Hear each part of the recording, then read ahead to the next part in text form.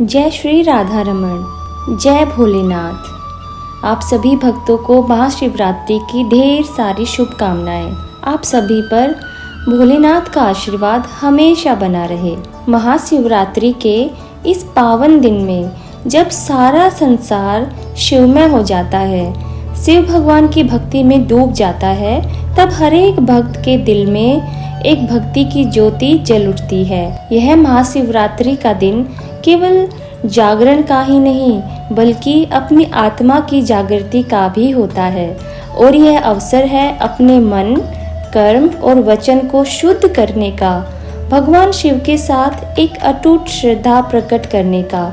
शिव जो आदि और अंत हैं, जो संहार में भी सर्जन की शक्ति रखते हैं और जिनकी कृपा मात्र से ही जीव का कल्याण संभव है, उनकी उपासना से हम अपने जीवन को पवित्र कर सकते हैं। जब कोई भक्त पूर्ण समर्पण भाव से भगवान शिव जी की पूजा करता है, तब उसके सारे कष्ट, दोष, पाप नष्ट हो जाते हैं और वह मोक्ष के मार्ग की ओर अग्रसर हो जाता है। आज इस वीडियो के माध्यम से हम आपको बताने वाले हैं महाशिवरात्रि के दिन भगवान भोलेनाथ की विधि विधान से पूजा कैसे की जाती है और किन किन बातों का हमें अवश्य ध्यान रखना चाहिए।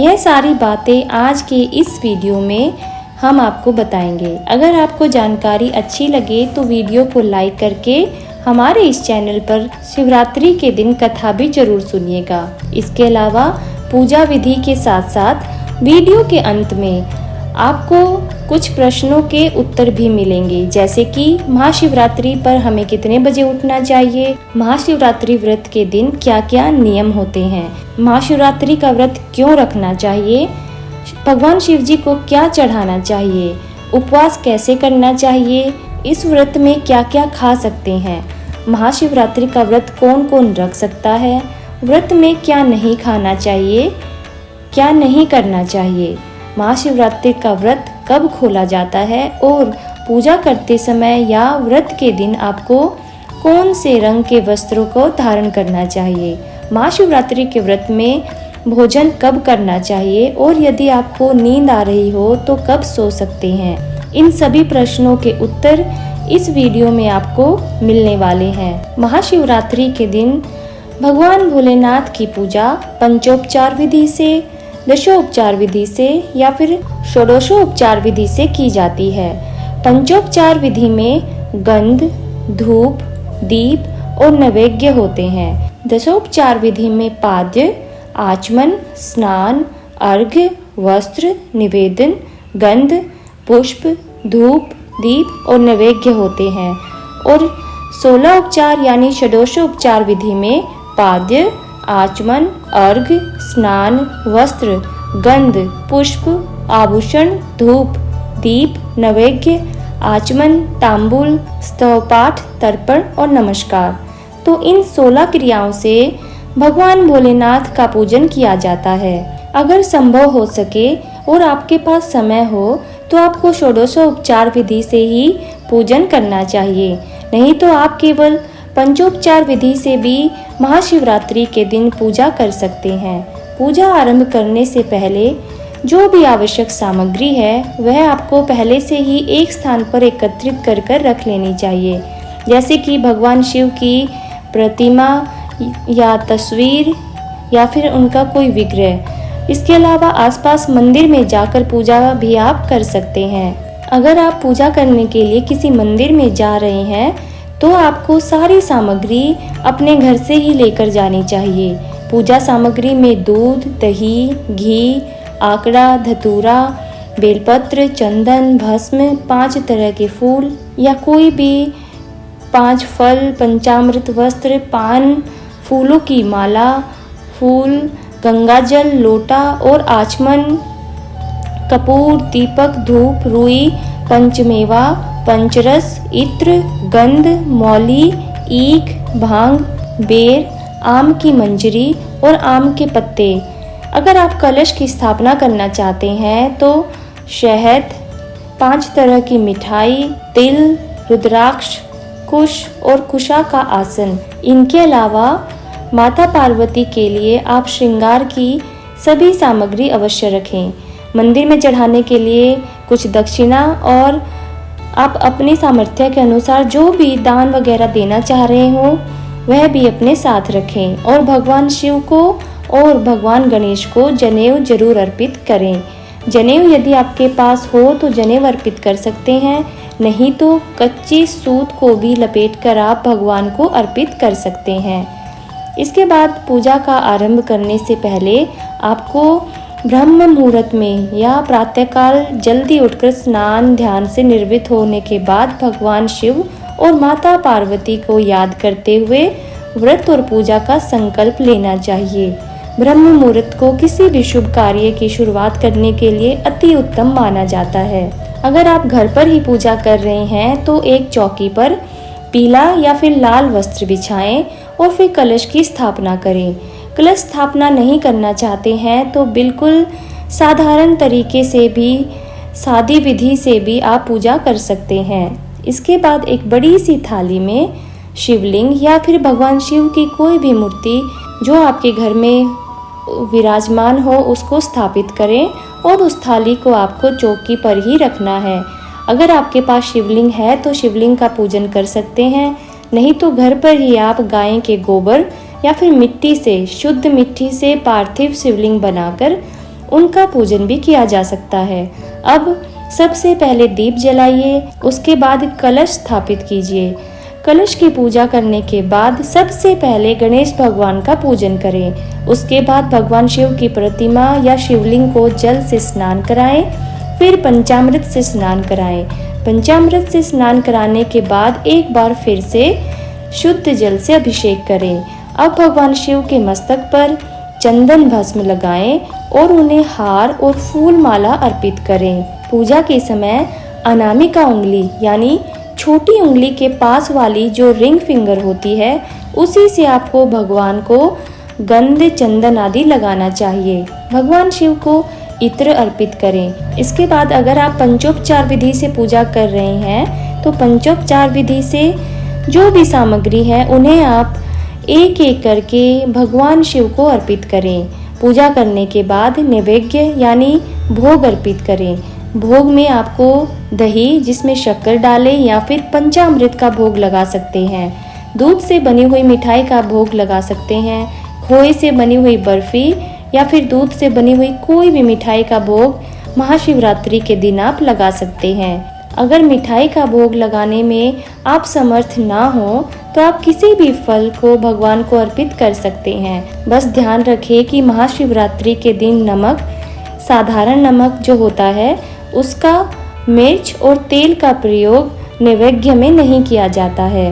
विधि विधान से ओम नमः शिवाय मंत्र का जाप करें। भगवान शिव जी के पूजन के बाद माता पार्वती जी का पूजन करें। माता पार्वती को सिंदूर लगाएं, उनकी मांग में सिंदूर लगाएं। श्रृंगार की सारी सामग्री उन्हें अर्पित करें और माता पार्वती के चरण छूकर उनका आशीर्वाद लें। माता पार्वती जी की पूजा करने के बाद आपको सारे शिव परिवार का पूजन करना चाहिए और नवग्रहों की भी पूजा करनी चाहिए। नवग्रहों की पूजा करने से कुंडली में अगर कोई दोष वगैरह हो जिससे आपको पीड़ा मिल रही हो वह शांत हो जाता है और वह दोष भी दूर हो जाता है। नवग्रहों की पूजा करने के लिए और उनकी शांति के लिए आप नवग्रह श्लोक का, नवग्रह मंत्र का जाप कर सकते हैं। इसके पश्चात कथा का श्रवण करना चाहिए और सबसे अंत में कपूर जलाकर आरती करने के बाद भगवान शिव को अर्पित किया गया प्रसाद सभी लोगों में बांट देना चाहिए।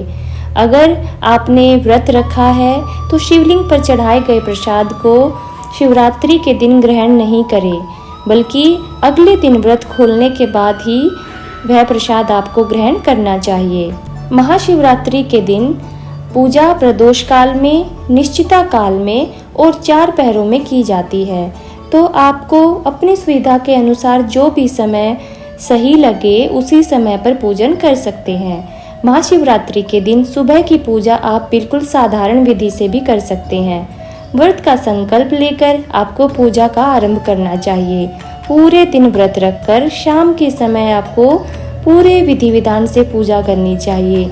महाशिवरात्रि का व्रत कुछ लोग 14 वर्षों के लिए रखते हैं तो कुछ लोग पूरा जीवन रखते हैं। अगर आप पहली बार व्रत आरंभ कर रहे हैं तो किस प्रकार से आपको व्रत का पालन करना है, कितनी संख्या में आप व्रत रखना चाहते हैं और किस तरह, यानी कि फलाहार ग्रहण करके या फिर निर्जल और निराहार रहकर, अर्थात बिना जल पिए और बिना कुछ खाए, उसी तरह का संकल्प आपको लेना चाहिए। अगर संकल्प लेकर कोई व्रत रखा जाता है तो उससे आपकी मनोकामनाएं शीघ्र ही पूर्ण हो जाती हैं। शिव भगवान के सभी भक्त इस दिन रात भर जागकर जागरण करते हैं, चारों पहरों की पूजा करते हैं। तो 4 पहर में थोड़ा आपको ध्यान रखना होता है कि शिवलिंग का अभिषेक आपको 4 पहर में अलग अलग सामग्रियों के साथ ही करना होता है। किस प्रकार से मंत्रों का जाप करना होता है, यह बात भी अब आप जान लीजिए। तो महाशिवरात्रि के दिन जो 4 पहर की पूजा होती है उसमें आपको पहले पहर में शिवलिंग को दूध से स्नान कराकर ओम हिंग निशा नाय नमः इस मंत्र का जाप करना चाहिए। दूसरे पहर में दही से स्नान कराना चाहिए। दही से अभिषेक करके ओम हिंग अघोरा नमः इस मंत्र का जाप करना चाहिए। तीसरे पहर में घी से अभिषेक करके ओम हिंग वोम दे नमः और चौथे और अंतिम पहर में आपको शहद से अभिषेक करने के बाद ओम हिम सद्यो जाताय नमः इस मंत्र का जाप करना चाहिए और फिर शुद्ध जल से अभिषेक करना चाहिए। 4 पहर में पूजा करने के अलावा आप रात के समय में रुद्राभिषेक, सप्तशती का पाठ, रुद्री का पाठ करें तो विशेष फल मिलता है। सनातन धर्म में कुछ रात्रि बहुत ही विशेष और शुभदायी मानी गई हैं, जिसमें पहला काल रात्रि, दूसरा महारात्रि और तीसरा महोरात्रि। दिवाली और होली की रात्रि को काल रात्रि और शिवरात्रि को महारात्रि कहते हैं। नवरात्रि में अष्टमी की रात्रि को महोरात्रि माना गया है। तो इन 3 महारात्रियों में पूजा अनुष्ठान और साधना सबसे ज़्यादा अधिक शुभ फलदायी मानी जाती हैं। इसीलिए सभी भक्तों को कैसे भी करके महाशिवरात्रि के दिन अपनी श्रद्धा और नियमों के अनुसार पूजा करनी चाहिए, या किसी भी मंत्र का आप मानसिक रूप से जाप भी कर सकते हैं। भगवान भोलेनाथ तो अत्यंत ही भोले हैं, वो तो केवल ओम नमः शिवाय मंत्र के जाप से ही प्रसन्न हो जाते हैं।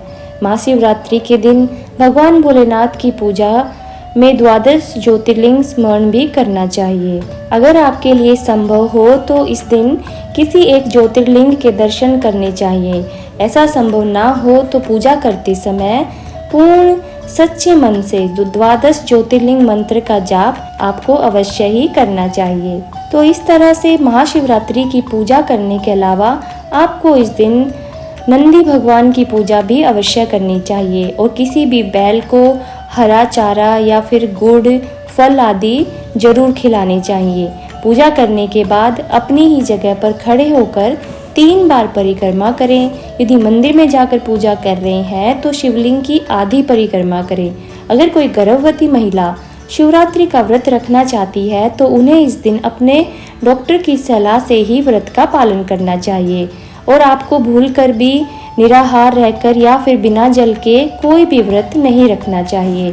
आपको भरपूर मात्रा में जल, फल और दूध का सेवन अवश्य ही करना चाहिए। महाशिवरात्रि के अगले दिन एक बार फिर से भगवान शिव का पूजन करके भगवान शिव का जलाभिषेक करने के बाद भगवान को शुद्ध सात्विक भोजन या फिर खीर बनाकर उसका भोग लगाकर प्रसाद के रूप में ग्रहण करने के बाद आपको अपना व्रत खोलना चाहिए। मंदिर में रखी हुई दक्षिणा को और दान की सामग्री को किसी सुयोग्य व्यक्ति या फिर किसी ब्राह्मण को देना चाहिए और जो भी बासी फूल, पत्ते आदि हैं उनका विसर्जन बहते हुए जल में या फिर अपने ही घर में किसी खाली गमले में या मिट्टी वाले गमले में आप कर सकते हैं। अगर आपने पार्थिव शिवलिंग बनाया होगा तो उसका विसर्जन भी इस प्रकार से आपको करना चाहिए। आइए अब आपके द्वारा पूछे गए कुछ प्रश्नों के बारे में बात कर लेते हैं, जैसे कि महाशिवरात्रि के दिन हमें किन किन बातों का ध्यान रखना चाहिए या फिर किन किन नियमों का ध्यान रखना चाहिए। तो शिवरात्रि के पूरे दिन आपको अन्न बिल्कुल भी ग्रहण नहीं करना है, जिसमें खास तौर पर मैदा, बेसन, चावल, गेहूं आदि चीज़ों का सेवन व्रत करने वाले मनुष्य को बिल्कुल भी नहीं करना चाहिए। आप चावल और दूध से बनी खीर का भोग भगवान को लगा सकते हैं और लोगों में प्रसाद के रूप में बांट भी सकते हैं, लेकिन उसे स्वयं ग्रहण नहीं कर सकते। शिवरात्रि का व्रत करने पर आपको दिन में सोना भी नहीं चाहिए। वैसे तो किसी भी व्रत के दिन सोने की मनाही होती है, लेकिन शिवरात्रि के दिन तो आपको आवश्यक रूप से नहीं सोना चाहिए। और इस व्रत को करने के बाद आप मांस, मदिरा का या फिर किसी भी प्रकार की तामसिक चीज़ों का सेवन बिल्कुल भी नहीं कर सकते। महाशिवरात्रि के दिन आपको कितने बजे उठना चाहिए?